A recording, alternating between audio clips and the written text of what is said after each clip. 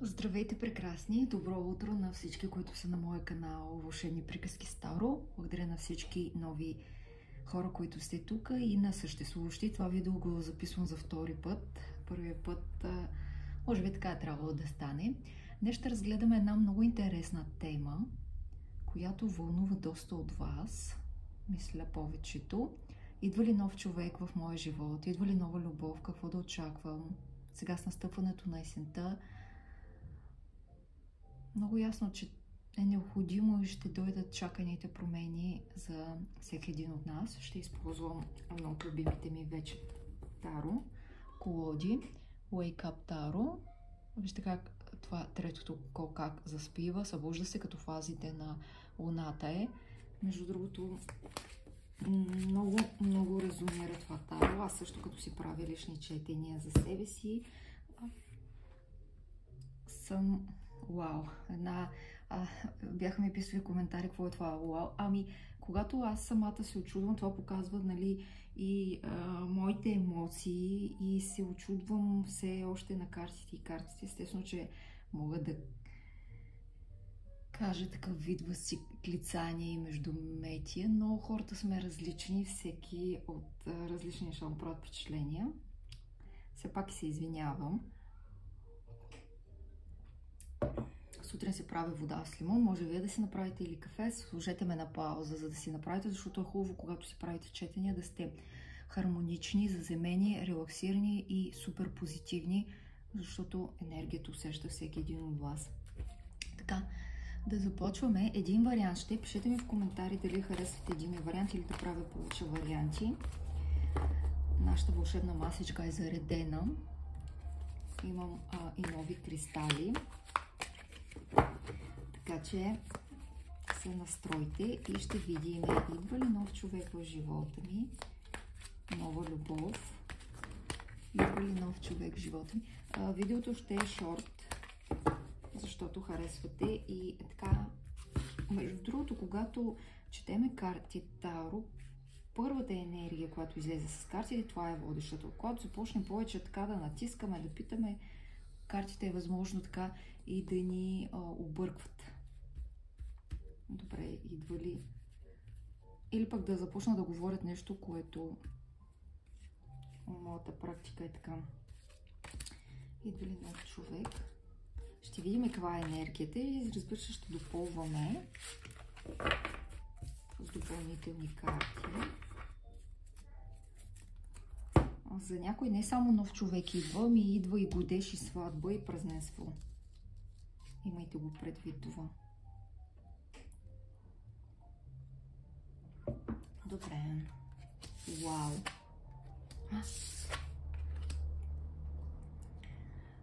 Добре, интересно е, обаче тук ми се ще да допълня, защото се колебая. Определено във вашия човек, мили мои, има един крал пентакли, който стои и разсъждава за вашите отношения, мисли си за вас, стои си в неговия хубав кабинет или хубавия дом, държи си пентаклите, пие си вино. Аз често съм ви казвала, че крал пентакли е ценител на виното. Той е кралят, който може да познае най-хубавото вино. И тук вижте тази колода как е изобразена от художничката, как си отворил бутилка вино, тук му са сметките, с акциите, с финансите, добре облечен е, въпреки че е по пантофи, все пак е добре облечен. Този човек никога не можете да го видите дори вкъщи с такива по-широки дрехи, по-небрежни, стари. Човека е стилен и вкъщи, и навън. Сложил си я и към виното, мисля, че са плодчета или ядки. И мислите, усещам енергията, между другото светло му е на душата, добре се чувства, финансово осигурение, има си добра работа, добри доходи и ви мисли. Много ви мисли. Това, което ме кара да ви кажа, че ви мисли, е тази тук луна, особено вечер. Сега ще допълня с карти, защото, между другото, може да имате различия с този човек.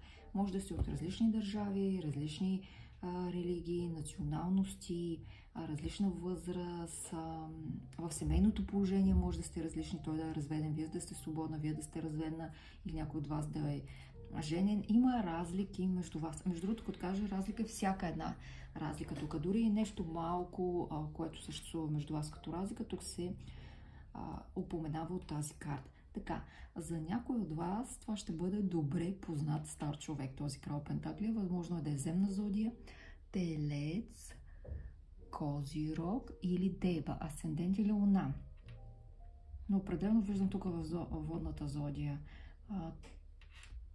Този човек е обсебен с мислите си от вас, между другото. И на моменти се притеснява за вас, за вашите отношения.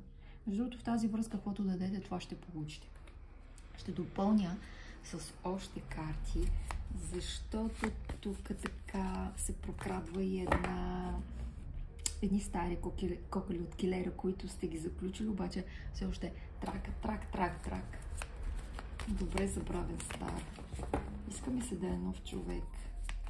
Идва ли нов човек към мен? Идва ли нов човек към мен? Тази карта иска да излезе.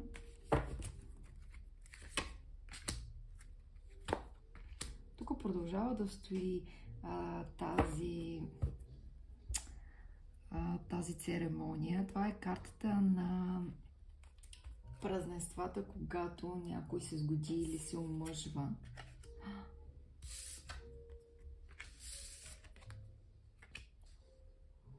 Вау! Между другото, няма да има много мъже се появяват в вашия живот.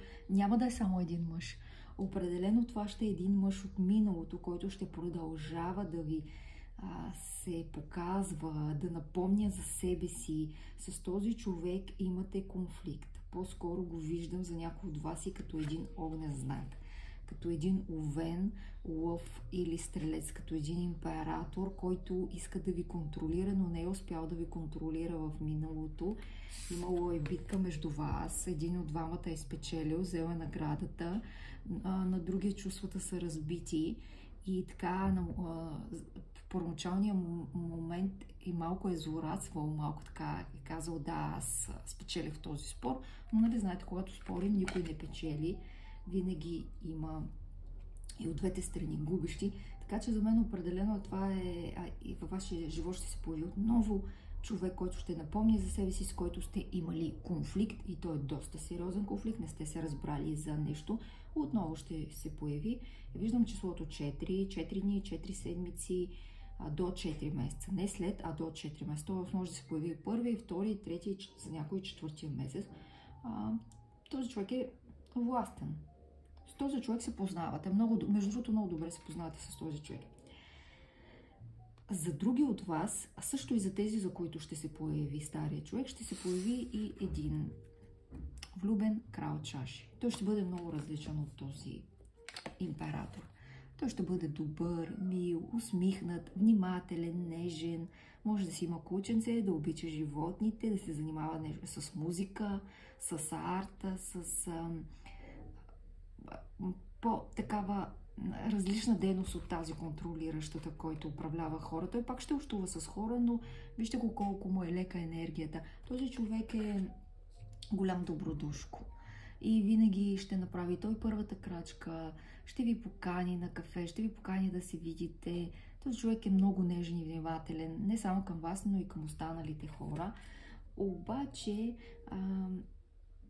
когато загърбите тези конфликти и всичко е изживяно тук с този император, този човек тогава ще се появи, защото тук виждаме и който е обърнал гръб не с лице към вас все още. Може би има нещо, което ви тласка все още към миналото. Добре, ще изтегля още, но ще използвам другия дек. Момент да избера кой дек да използвам. Ето този. Да видим все пак какъв ще е този нов човек. Малко повече информация искам да науча. Дали картите ще бъдат благосклонни. Какъв ще е този нов човек? Да, водна зодия ще е за повечето вас. Рак, Риби и Скорпион. Може да има асцендент в тази зодия. Зодиите не са водещи, но доста често ми пишете, че ви резонират, така че на който ме резонират, това е точно за него. Много се радвам, че видеята ви резонират. Вау! Ами, мили мои, между другото това си го помислих. Вселената все още така не желая да ни каже за този новия човек. Държи го още в тайна, може би нещо ви изпитва. Вижте, жрица ни излезе, тя не обича да говори. Вижте тук колко е модерна с лаптоп. Зад нея има нарове, свързани с плодородието, бялата и черната колона и е настъпила, и до нея е сърпа на луната. Така че сега ще видим какво леко ще открехне, защото все пак изтегли карти. Вау, защо така? За доста от вас ще продължи човек от миналото да ви обърква. Точно това е правилната дума, да ви обърква и дори да срещнете един нов крал, чаши или нов човек, вие ще бъдете разколебани по отношение на това дали да продължите напред или да се връщате и връщате към тази стара връзка. Ще се опитате и двете възможности да жонглирате, да ги държите, да си казвате, ще пробвам за последен път с този хубавец, пък каквото се получи. Обаче все пак си отваряте и една вратичка да се появи и новия човек. Ето така го слагам, защото енергията е точно такава. Ще бъдете разколебани между двама човека. За някой от вас можете и сега да сте разколебани. Пишете ви, ако ви резонира. Точно това е двойката. Един човек, втори. Ще се появяват нови хора в живота ви, но вие и още не сте преживели някой, който така ви държи като с невидима нишка. Тук виждам хора, които страдат, на които им е мъчно, които така все още са покрити с много емоции, с много чувства, разлети чаши. Тъжите определено за някой човек и към този човек все още имате страст. По-скоро тук ви липсват моментите с този човек, които сте имали, страстните моменти, отколкото самия човек. Това е точно правилната дума. Липсват ви моментите, не човекът. Може да се чувствате сами. Тази карта е свързана с новото начало, обаче тук по-скоро го виждам това ново начало, за което тайно си мечтаете да се случи с ето този господин. Признайте си, много често си казваме, да, забравям го, да, това е края, но много дълбоко в себе си се надявате той да се завърне, да ви се обади, което е нормално, защото това са игри на нашето подсъзнание. Мисля, че енергията беше красноречива. Няма да тегля повече карти, защото все пак като излезе и тази жрица, означава не ръчкай, не питай, не се интересувай, няма да ти кажа или ако ти кажа, ще те объркам. Числото 2 виждам тук за доста хора. Така, искам да ви изтегля и едни послания за вас, които знам, че харесвате. Така, първо от този цветен оракул едно послание. Да видим какво ви казва. Добре, забравения стар човек или новия човек. Вие като прочета посланието, просто всеки един разбира за себе си какво е. Дали е за него също така. Защото тези послания и са думи, които сте си говорили с... ти трябва да ме пуснеш. За някой от вас че трябва да пуснете ето този господин тук, който се опитва все още да ви се намесва в живота. Дай ми време. Трябва да дадете, тук имаме часовниче и пясъчното и другия ви часовник. Някой иска да му дадете време или пък вие искате някой да ви даде време. Вау! Конфликт, време, през което сте разделени, обърканост, раздяла и лъжи. Тази карта много добре, не случайно я поставих до тази карта, тя се свърза много добре с тази карта, която е точно свързана с конфликтите, с раздялата, с измамата, с обърканост, с време, в което сте разделени.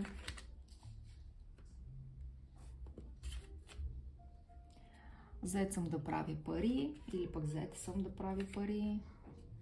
Някой ви изпраща знаци по телепатичен начин, силна връзка. Хубави бебета ще се родят между нас двамата. И тук е една биберонка. Може би някой това си го мисли за вас, или си го е мислил, или в бъдеще, когато позволите на крал чаши да се появи в вашия живот, той ще ви го каже. Обаче, нали знаете, че докато не пуснем старото, новото не може да пусне корени в нашия живот. Това е... Искам да ви изтекля от тези послания. Отдавна не съм ви изтекляла. Късметчета. Да видим...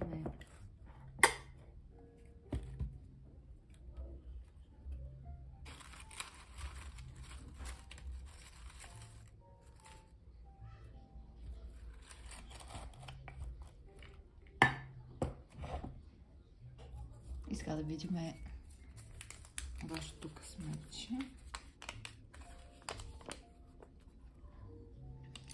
Ами, исках да е 100% нов човек, обаче този стария не ви пуска. Някой ви казва, липсваш ми.